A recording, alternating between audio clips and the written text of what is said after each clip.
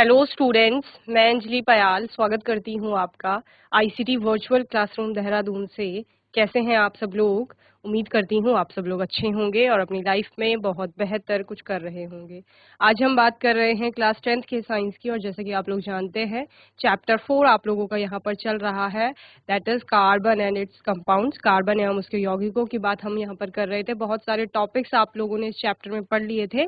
आज के सेशन में कुछ और नए टॉपिक्स पर बात करेंगे।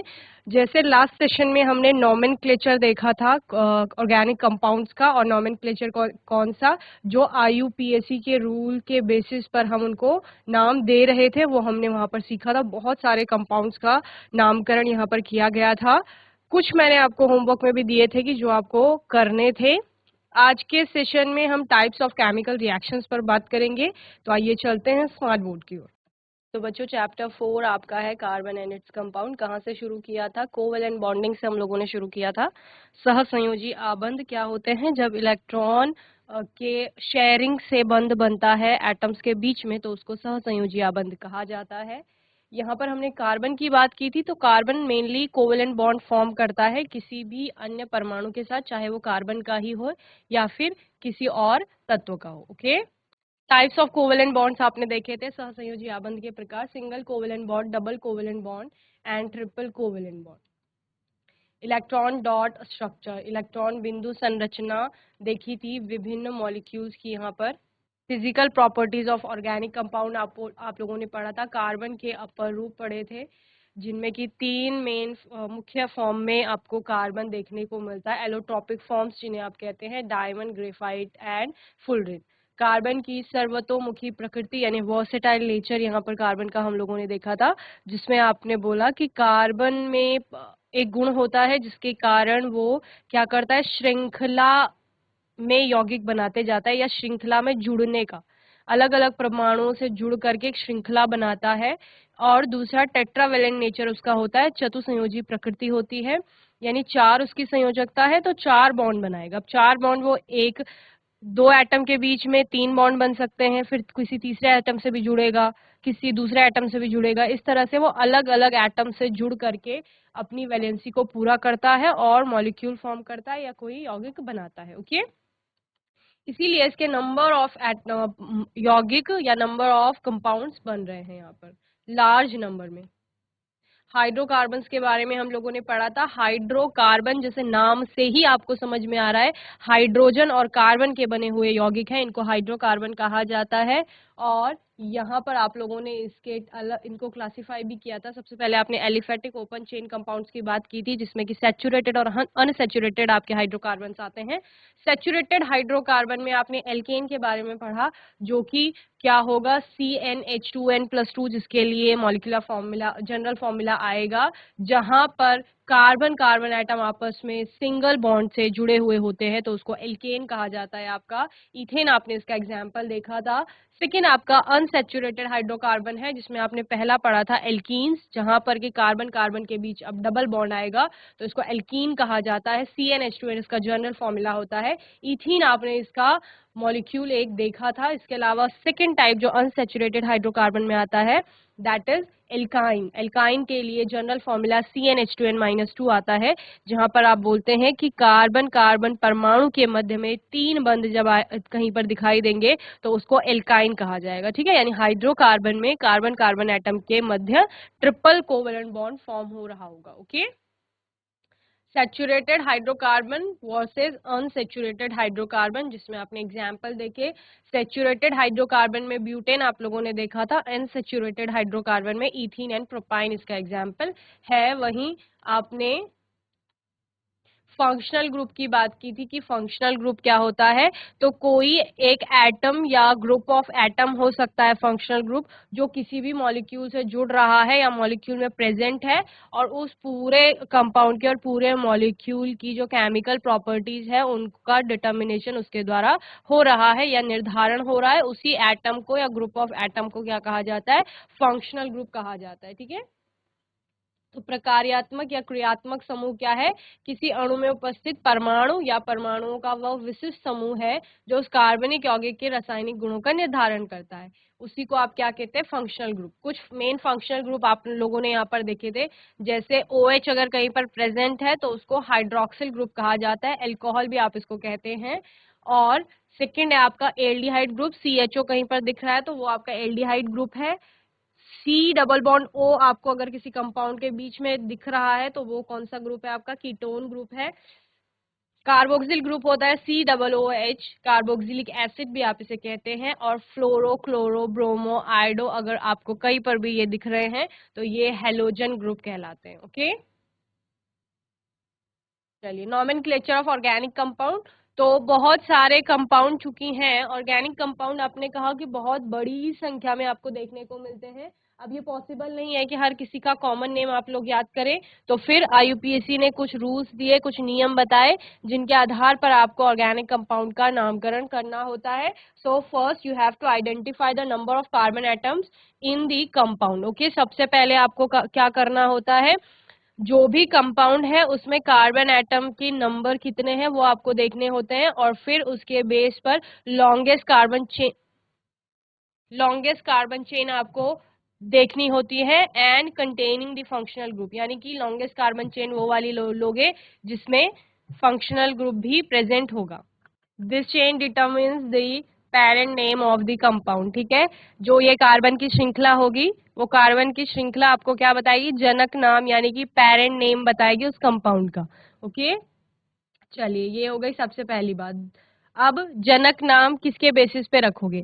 कार्बन की श्रृंखला में कितने कार्बन के एटम्स है उसके बेसिस पे रखोगे। एक कार्बन का एटम है तो मिथ आएगा, दो है तो इथ आएगा, तीन है तो प्रोप आएगा, चार है तो ब्यूट, पांच है तो पेंट आएगा, छह के लिए हेक्स, सात के लिए हेप्ट, आठ कार्बन एटम की श्रृंखला के लिए आपका क्या आएगा? ऑक्ट, और 9 के लिए नॉन आ जाएगा, और 10 के लिए डेका आ जाएगा। ओके, तो इस तरह से आप पेरेंट नेम लिखेंगे। ठीक है, सेकेंड है आपका change the ending of the parent alkane, alkene, alkyne to the suffix of the highest priority group which gives the parent name of the compound. Usually drop the last letter E before adding this suffix except for nitrile where the E is kept. Okay, क्या कहा गया? Alkene, alkene और alkyne जो भी आपका वहां पर molecule है, जिस प्रकार की भी बॉन्डिंग वहां पर हो रही है उसके आधार पर आप बता दोगे।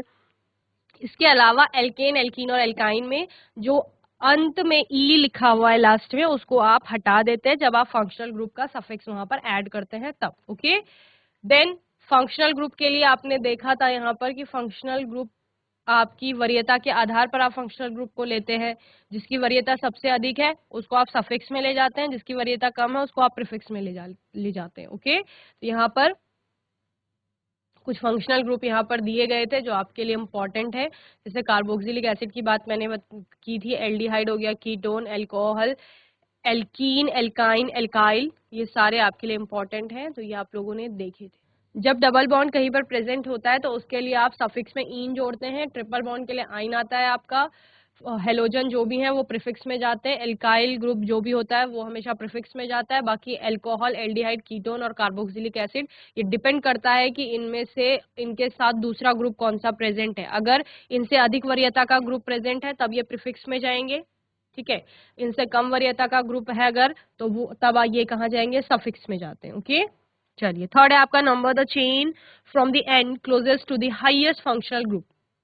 अब आप क्या करोगे? नंबर द चेन, श्रृंखला को आप नंबरिंग करेंगे, श्रृंखला की कार्बन चेन की एक सिरे से दूसरे सिरे की ओर। और कार्बन एटम की नंबरिंग करने पर आपको क्या ध्यान देना है? And closest to the highest functional group, यानी कि शुरू कहां से करनी है? जहां से फंक्शनल ग्रुप जो है वो नजदीक पड़े। ओके, चलिए इस तरह से आपने ये ऑर्डर फॉलो करना है और फिर नामकरण करना है। Prefix, word root and suffix. Prefix में आपका जो प्रीफिक्स वाले कम वरीयता वाले फंक्शनल ग्रुप हैं वो आएंगे, और सफिक्स में आपका सबसे अधिक वरीयता का फंक्शनल ग्रुप जाएगा। वर्ड रूट क्या आएगा? वर्ड रूट आपका बताएगा कि कितने नंबर ऑफ कार्बन एटम्स वहां पर प्रेजेंट है। Okay, The other groups are named as substituents by using the appropriate prefixes. Okay, कुछ substituent भी आपके आएंगे जिनको आप जो भी उनके लिए सुटेबल प्रीफिक्स होंगे और अप्रोप्रिएट प्रीफिक्सेस होंगे उनके द्वारा बता देंगे। जैसे यहाँ पर एक कंपाउंड आपको दिया गया था जिसमें दो ग्रुप्स हैं, एक हाइड्रोक्सिल और दूसरा मिथाइल ग्रुप। तो यहाँ पर एल्काइल ग्रुप क्योंकि आपका हमेशा ही प्रीफिक्स में जाता है तो उसको आप प्रीफिक्स में ले लेंगे। और एल्काइल ग्रुप कौन सा है? मिथाइल है। तो मिथाइल और थर्ड नंबर सबसे पहले तो आपने कार्बन की चेन चुनी, नंबरिंग आपने उसकी की जिसमें कि ऐसे नंबरिंग की आपने उस एंड से नंबरिंग की जहां से आपका फंक्शनल हाईएस्ट प्रायोरिटी का जो फंक्शनल ग्रुप है, यहाँ पर हाईएस्ट प्रायोरिटी OH की है तो वो कम नंबरिंग पर पड़े। ओके, फिर आपने क्या किया, प्रीफिक्स में आपका मिथाइल ग्रुप आ रहा है तो मिथाइल लिखा आपने और थर्ड नंबर के कार्बन एटम से जुड़ा है तो 3 मिथाइल लिखा है।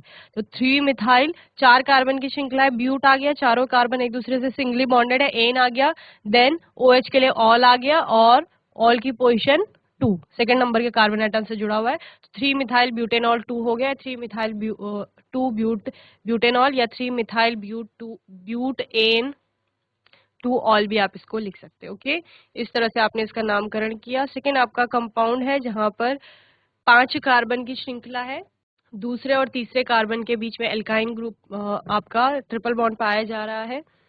दूसरा और तीसरा कैसे? क्योंकि नंबरिंग वहां से शुरू करनी है जहां से ट्रिपल बॉन्ड आपका नजदीक पड़े। ओके, और मिथाइल आपका कहाँ है? 4th नंबर के कार्बन एटम में, चूंकि ये आपका प्रीफिक्स में ही जाएगा तो 4 मिथाइल और 2 पेंटाइन। 2 पेंटाइन क्या बता रहा है? पेंट है यानी 5 कार्बन की श्रृंखला है। YNE आपको बता रहा है कि ट्रिपल बॉन्ड है और 2 आपको बता रहा है कि दूसरे और तीसरे कार्बन के बीच है।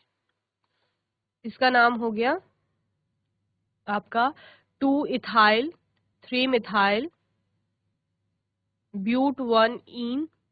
ओके, ये आपका है 3 मिथाइल 1 ब्यूटेनल क्योंकि यहाँ पर एल्डिहाइड ग्रुप है। 2 मिथाइल 3 पेंटेनोन्स को आपने क्या किया था? नाम से आपने इसकी संरचना बनाई थी। 5 ऑक्सो हेक्सेन 1 ओइक एसिड। ठीक है, और ये मैंने होमवर्क में दिए थे आपको जिनके आपको IUPAC नेम लिखने थे। तो पहला आपका हो जाएगा 2 मिथाइल ब्यूट 1 इन। ओके, दूसरा भी ब्यूट 1 इन ही है लेकिन ये मिथाइल की पोजीशन अब कहाँ हो गई आपकी? यहाँ 2 पे थी, यहाँ अब आपकी 3 पे आ गई। ओके, हेलोजन हमेशा प्रीफिक्स में जाता है तो ये भी 4 कार्बन की श्रृंखला है तो यहीं से नंबरिंग शुरू करेंगे।